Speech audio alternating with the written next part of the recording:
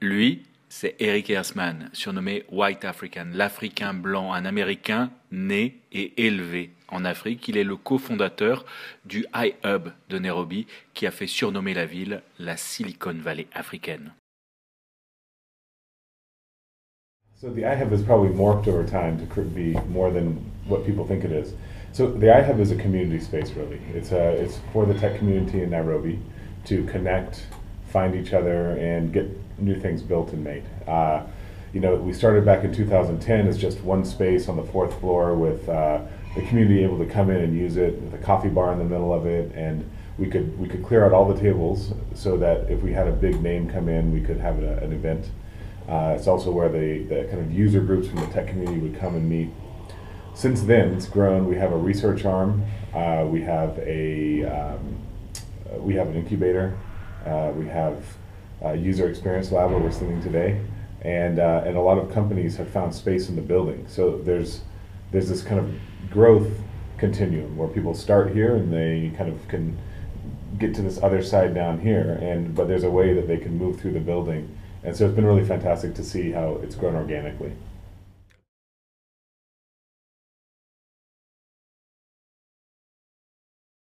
Yeah, so the idea for the iHub was born from the community.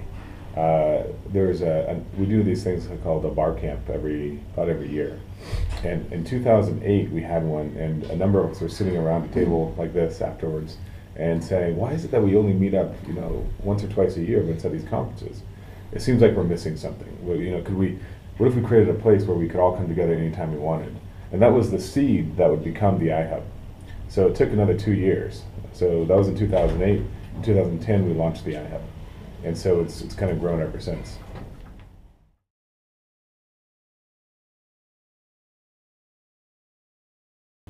Yeah, so it's really, the iHub is kind of that nerve center for the tech community.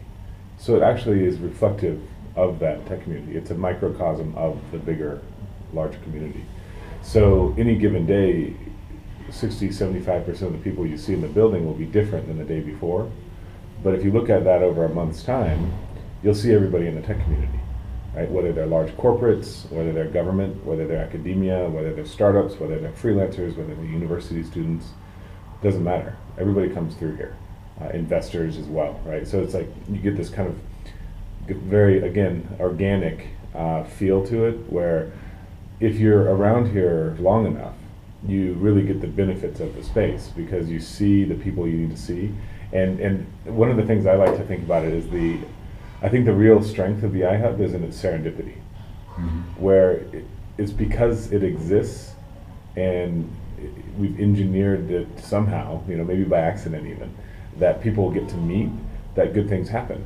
So what you have is you have entrepreneurs who happen to be grabbing coffee at the same time as a new investor walks in, or you see a guy with an idea meet up with another guy who's looking to build something but doesn't have an idea. And these are the kind of things that happen, and you can't fake that. It just happens or it doesn't happen.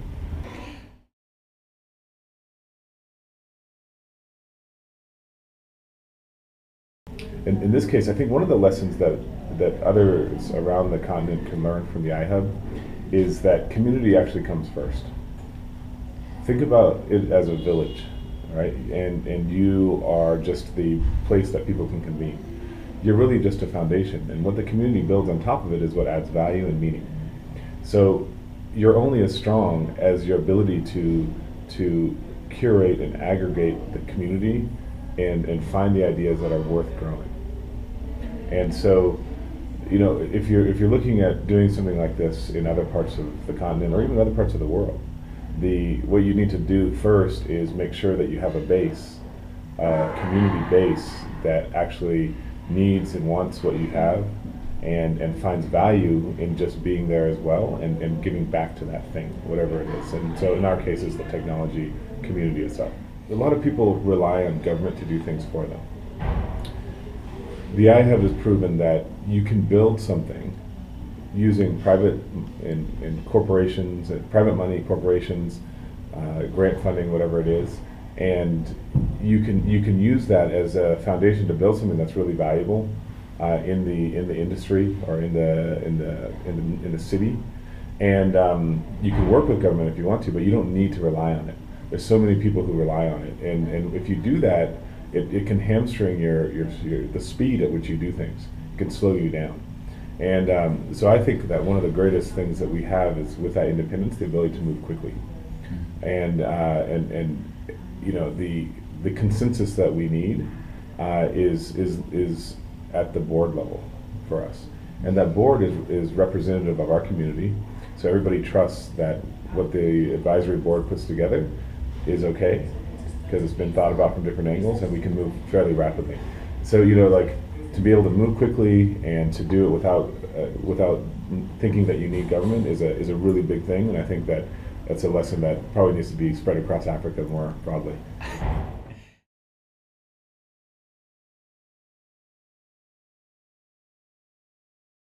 So general press, good relationships. If there's interesting stories, people building things in the iHub in our community.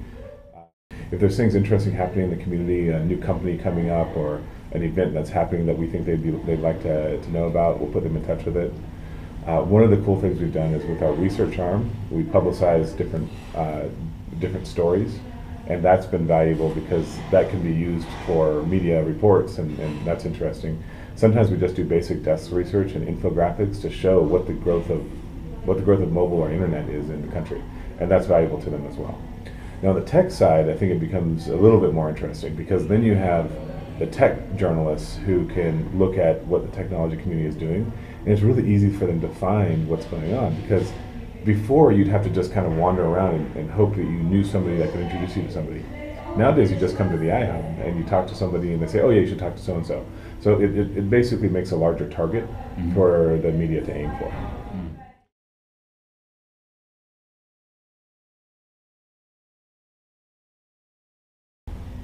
You know, that's a good question. I think that, you know, like, we have some pretty strong newspapers and media houses in Nairobi.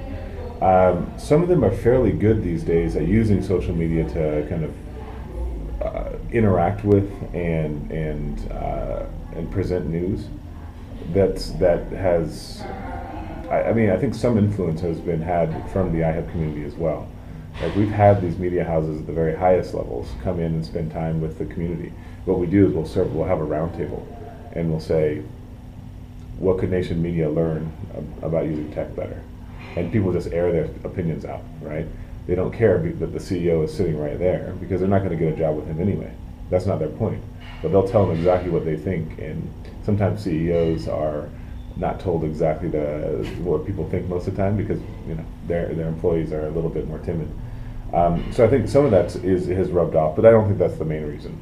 I think that's a kind of a nice byproduct. More importantly, I think what the iHub is it's a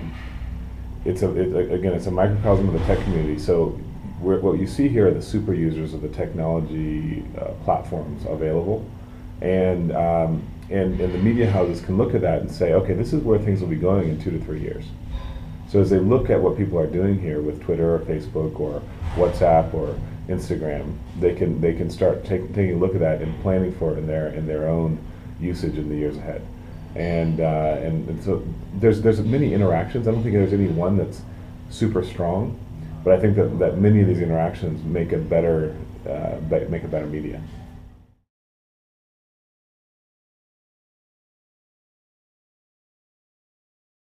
Yeah, I think there's a language wall between Francophone and Anglophone and Arabic-speaking Africa.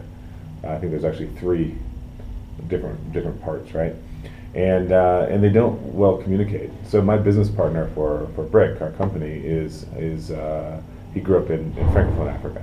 So, you know, he can represent that world. But it's my first time in my whole life to have a guy who represents Francophone Africa. So it's not a common thing. And there's very few countries that blend the two. There's only one that I know of, which is Cameroon, where Anglophone and Francophone Africa mix. Yeah. And I think, but the connection is so poor. Yeah, it's true. But it's the internet connection. Yeah. If Cameroon was smart, it would play that to its strengths.